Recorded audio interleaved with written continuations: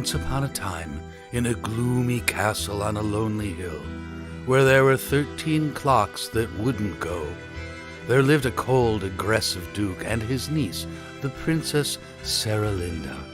She was warm in every wind and weather, but he was always cold. His hands were as cold as his smile, and almost as cold as his heart. He wore gloves when he was asleep, and he wore gloves when he was awake, which made it difficult for him to pick up pins or coins or the kernels of nuts, or to tear the wings from nightingales. He was 6'4" and 46, and even colder than he thought he was. One eye wore a velvet patch, the other glittered through a monocle which made half his body seem closer to you than the other half. He had lost one eye when he was 12, for he was fond of peering into nests and lairs in search of birds and animals to maul. One afternoon, a mother shrike had mauled him first. His nights were spent in evil dreams, and his days were given to wicked schemes. Wickedly scheming, he would limp and cackle through the cold corridors of the castle, planning new, impossible feats for the suitors of Saralinda to perform. He did not wish to give her hand in marriage, since her hand was the only warm hand in the castle. Even the hands of his watch and the hands of all the 13 clocks were frozen. They had all frozen at the same time on a snowy night 7 years before, and after that it was always 10 minutes to 5 in the castle. Travelers and mariners would look up at the gloomy castle on the lonely hill and say, "Time lies frozen there. It's always then. It's never now." The cold duke was afraid of now, for now has warmth and urgency, and then is dead and buried. Now might bring a certain night of gay and shining courage. But no, the cold duke muttered, the prince will break himself against a new and awful labor, a place too high to reach, a thing too far to find, a burden too heavy to lift. The duke was afraid of now, but he tampered with the clocks to see if they would go, out of a strange perversity, praying that they wouldn't. Tinkers and tinkerers and a few wizards who happened by tried to start the clocks with tools or magic words, or by shaking them and cursing, but nothing whirred or ticked. The clocks were dead, and in the end, brooding on it, the duke decided he had murdered time, slain it with his sword, and wiped his bloody blade upon its beard, and left it lying there, its springs uncoiled and sprawling, its pendulum disintegrating. The castle and the duke grew colder, and Saralinda, as a princess will, even in a place where time lies frozen, became a little older, but only a little older. She was nearly 21 the day a prince, disguised as a minstrel, came singing to the town that lay below the castle. He called himself Zingu, which was not his name, and dangerous, since his name began with X, and still does. He was, quite properly, a thing of shreds and patches, a ragged minstrel singing for pennies and the love of singing.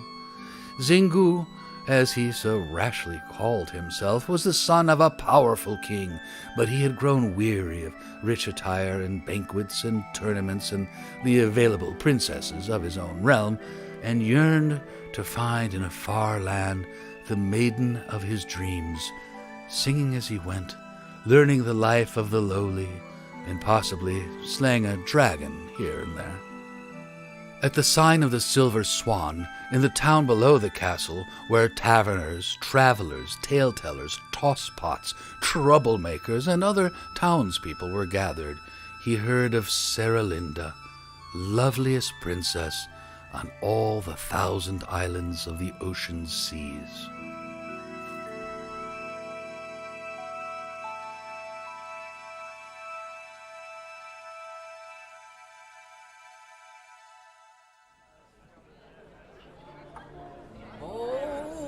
I'd sing my heart away for a chance to hold the hand of Sarah Linda.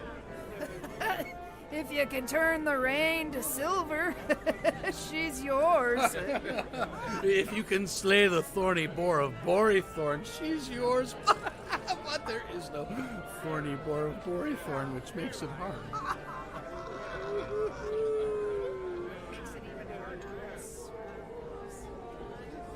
He will slit you from your gobble to your sack. This minstrel will say the Duke's one leg is shorter than the other, not longer. He'll make some mistake. Stare too long at the Duke's gloves or gaze too long at his niece. Well, he might even say his name begins with X. And the Duke will run him through with the sword and feed him to the geese. The Duke is 7 feet 9 inches tall and 28 years old or in his prime. His hands are cold enough to stop a clock, strong enough to choke a bull, and swift enough to catch the wind. He breaks up minstrels in his soup like crackers. And if you should survive his scorn and sword, well, you'll be told to cut a slice of the moon or turn the ocean to wine. And you'll try and fail and disappear and never come again. Nay, nay, no, our minstrel here will warm the old Duke's heart with song. Oh, he'll trample his camellias and spill his wine and blunt his sword and say his name begins with X. But in the end, the Duke will say, "Take my Sarah Linda with my blessing, thou prince of rags and tatters, thou rider of the sun."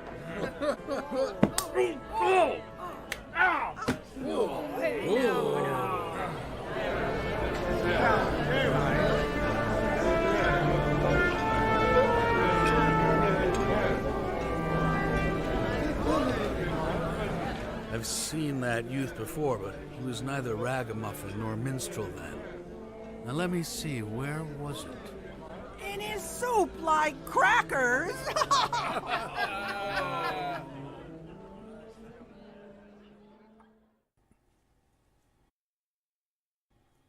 Outside the tavern, the night sky was lighted by a rocking yellow moon, which held a white star in its horn. In the gloomy castle on the hill, a lantern gleamed and darkened, came and went, as if the cold Duke stalked from room to room, stabbing spiders and bats, killing mice. Dazzle the Duke with jewels. There's something in it somewhere, but what it is and where I cannot think. I wonder if the Duke will order me to cause a fall of purple snow. Or will he tell me to make a table out of sawdust? Or will he just slip me from my guggle to my zatch, wherever they are, and say to Sarah Linda, "There lies your latest fool, a nameless minstrel. I'll have my varlets feed him to the geese."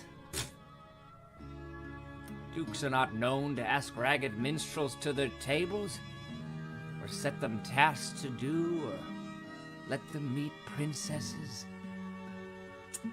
I'll think of some way. I'll think of something. The hour was late, and the revelers began to stumble home from the inns and taverns, none in rags and none in tags, and some in velvet gowns. 1/3 of the dogs in town began to bark. The minstrel took his lute from his shoulder and improvised a song. He had thought of something.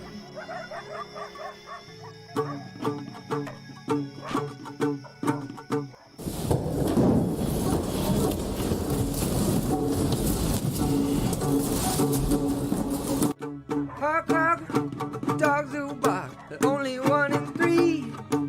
They bark at those in velvet gowns, but they never bark tale teller stumbling home to bed stopped to laugh at the minstrel. Troublemakers and tosspots began to gather and listen. Duke is fond of velvet gowns, he'll ask you all the tea. But I'm in rags and I'm in tags, he'll never call on me. He's a bold one, Rags is, making songs about the Duke.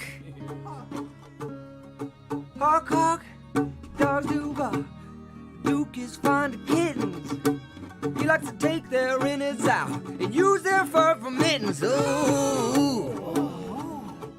The revelers went silent in awe and wonder, for they townspeople knew that the Duke had slain 11 men just for staring at his hands, hands that were gloved in velvet and shined with rubies and diamonds. Fearing to be seen in the doomed and desperate company of the mad minstrel, the revelers slunk home to tell their wives. I've seen you shining in the lists, toppling knights in battle, breaking men in two like crackers. Tell me, are you Tristram's son? Or Lancelot's? Are you Tyne or are you Tora? A wandering minstrel, I think of shreds, and that is... Well, even if you were the mighty Zorn of Zorna, you could not escape the fury of the Duke. He will cut you from your guggle to your zatch, from here to... here. Now I know what to guard. See there? The cold Duke's spy-in-chief, a man named Whisper. Tomorrow he will die. He will die because, to confess your sins, he'll have to mention mittens. I leave now for distant lands, for I have mentioned mittens.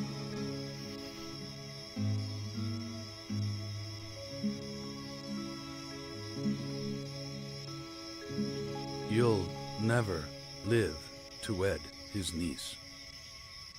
You will only die to feed his geese. Goodbye. Good night.